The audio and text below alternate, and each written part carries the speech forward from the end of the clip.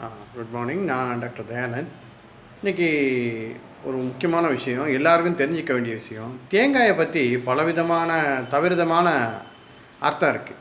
தேங்காயை சுகர் பேஷண்ட்டோ மற்றவங்களோ, கொழுப்பு இருக்கிறவங்க, இருதய நோய் இருக்கிறவங்க அதை வேக வைக்காமல் சாப்பிடலாம், வேக வச்சு சாப்பிடலாம். அந்த மாதிரி நிறைய கான்செப்ட் இருக்குது. தேங்காயில் பார்த்திங்கன்னா தாய்ப்பாலுக்கு இணையான ஒரு அமினோ அமிலம் இருக்குது. அதெல்லாம் உண்மைதான். தாய்ப்பாலுக்கு இணையான ஒரு அமினோ அமிலம் அதில் இருக்குது. மோனோலாரிக் ஆசிட் அதெல்லாம் இருக்குது. ஆனால் அதில் நிறைய ட்ரைக்ளிசரைடு கொழுப்பு கொஞ்சம் இருக்குது. இன்சுலின் இருந்தால் ஒரு பிரச்சனையும் இல்லை, அது எல்லாத்தையும் சரிச்சுட்டு போயிடும். இல்லாத பட்சத்தில் தான் இதெல்லாம் பிரச்சனை ஆகுது. அதே மாதிரி இருதய நோயாளிகளுக்கும் இது பெரிய பிரச்சனை ஆகுது. ஆனால் நீங்கள் ஒரு ஒரு ஒரு வெள்ளி பொருள் எடுத்துக்கிறீங்க, அதில் வைரங்களை பதிச்சோம்னா எப்படி அந்த வைரங்களுக்கு தான் முக்கியத்துவம் ஒழிய அந்த வெள்ளிக்கு எந்த முக்கியத்துவமும் கிடையாது இல்லையா? அது மாதிரி ஆகி தேங்காயில் ஸ்டீரால் அப்படின்னு ஒரு பொருள் இருக்குங்க.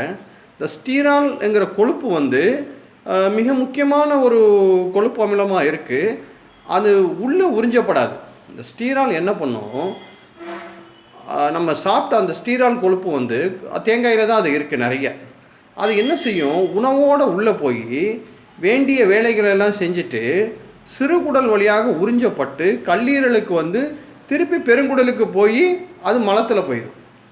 நார்மலாக எல்லா கொழுப்புகளும், எல்லா ஆயிலில் இருக்கிற கொழுப்பும் என்ன செய்யும்னா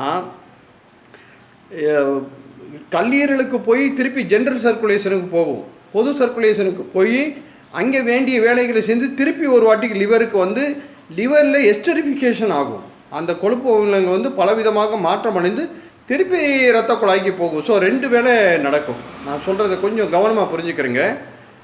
எல்லா அமிலம், எல்லா ஆயிலும் என்ன பண்ணும், லிவருக்கு திருப்பி ஜென்ரல் சர்க்குலேஷனுக்கு போய் திருப்பி லிவருக்கு திருப்பி லிவருக்கே வரும். எப்படி மாடு சாப்பிட்டு அசை போட்டு வாய்க்கு திருப்பி அதை உள்ளே கொண்டு போகும், அது மாதிரி நடக்கும். ஆனால் இந்த தேங்காய் எண்ணெயும் ஆலிவ் எண்ணெயிலையும் ஸ்டீரால் அப்படிங்கிற பொருள் இருக்கிறனால அது என்ன பண்ணும், லிவருக்கு போன பிறகு பெருங்குடலுக்கு மோஷன் வழியாக வெளியில் போயிடும். ஆக அதில் இருக்கக்கூடிய கொழுப்புகள் அவ்வளவா உறிஞ்சப்படாது. ஆக தேங்காய் சாப்பிடக்கூடாது. ஆனால் தேங்காய் எண்ணெய் நல்லது. ஏன்னா இப்போது அதுவும் எப்படின்னா, இப்போ 20 தேங்காயை நல்லா காய வச்சு அதை அமுக்கி அதில் இருக்கக்கூடிய ஆயில் எடுக்கும்போது அந்த ஆயில் முழுக்க ஸ்டீரால் மட்டும்தான் இருக்கும். ட்ரைக்ளிசரைடு கொழுப்போ மற்ற கொழுப்புகளோ தவிடாக மாறிடும். இப்போ காய்ச்சி பால் எடுக்கிறாங்க இல்லையா, அந்த தேங்காய் துருவல் பண்ணி அதுலேருந்து ஆயில் எடுப்பாங்க, அது நல்லது கிடையாது. தேங்காயை நல்லா ட்ரை பண்ணி அதுலேருந்து அமுக்கி அந்த எண்ணெய் எடுக்கிறாங்க இல்லையா, பெரும்பாலும் 90% 95% அப்படி தான் எடுப்பாங்க. ஸோ அது இப்போ 20 தேங்காயை நீங்கள் அமுக்கி அந்த ஆயிலை பிழிஞ்சிங்கன்னா ஒரு 200 ml தான் வரும். அப்போ அதில் முழுக்க ஸ்டீரால் தான் இருக்கும். ஸ்டீரால் ஜென்ரல் சர்க்குலேஷனுக்கு போகாமல் லிவருக்கு போய் பெருங்குடலுக்கு போய் மலம் வழியாக வெளியே போயிடும். இது 2 ஆயிலுக்கு தான் ரொம்ப ஜாஸ்தியாக இருக்குது. ஒன்று ஆலிவ் ஆயிலுக்கு இருக்குது, அது ரொம்ப காஸ்ட்லி. இப்போ அரேபியன் கண்ட்ரிலெலாம் ஆலிவ் ஆயில் தான் யூஸ் பண்ணுறாங்க. அவங்களுக்கு எவ்வளவு சாப்பிட்டா, ஆயில் சாப்பிட்டா கூட, பொரிச்சு சாப்பிட்டா கூட ஒன்றும் ஆக மாட்டேங்குது. தேங்காய் எண்ணெயும் அதே மாதிரியான கேரக்டர், ரொம்ப சீப்பானது. நமக்கு தமிழ்நாட்டில் இருக்கவங்களுக்கு தேங்காய் எண்ணெய் பிடிக்காது, அந்த வாசனையே நமக்கு பிடிக்கிறது இல்லை. ஆனால் இப்போது எடிபிள் தேங்காய் எண்ணெய்லாம் வர ஆரம்பிச்சிருச்சு. அது நீங்கள் யூஸ் பண்ணால் ரொம்ப நல்லது. தேங்காய் கெடுதலை செய்யுது, தேங்காய் எண்ணெயை நல்லது செய்யுங்க. நீங்கள் அவங்க சொல்கிற மாதிரி அதை சமைச்சு சாப்பிட்டான்னா, சமைக்காமல் சாப்பிட்டான்னா, தேங்காய் மொத்தத்தில் ஆயிலை குறைச்சா ஆயில் கூடுங்க. இதே நீங்கள் ஒரு சின்ன கான்செப்டோட என்ன ஆயிலாக இருந்தால் என்ன, ஆயிலோட அளவை குறைக்க நம்முடைய ஆயிலோட அளவு கூடிகிட்டே இருக்குங்க. அவ்வளோதான், வேறு ஒன்றும் பெரிய கான்செப்ட் எல்லாம் ஒன்றும் கிடையாது.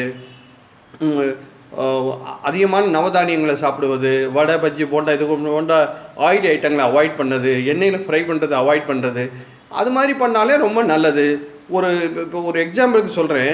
பொரித்த தேங்காய் எண்ணெயில் பொரித்த ஒரு மீனும் குழம்புல சமைச்ச மீனும் ஒரே ஈக்குவலாக இருக்குது. அதாவது தேங்காய் எண்ணெயில் அவ்வளோவா கொழுப்பு இல்லை அப்படிங்கிறத இது காமிக்குது. அதனால் எடிபிள் தேங்காய் எண்ணெய், அதாவது தேங்காய் எண்ணெயை யூஸ் பண்ணலாம், ஆனால் தேங்காய் யூஸ் பண்ணக்கூடாது. இதுதான் கான்செப்டு. மொத்தத்தில் ஆயிலை குறைக்கிறது நம்முடைய ஆயிலை கூட்டுங்க.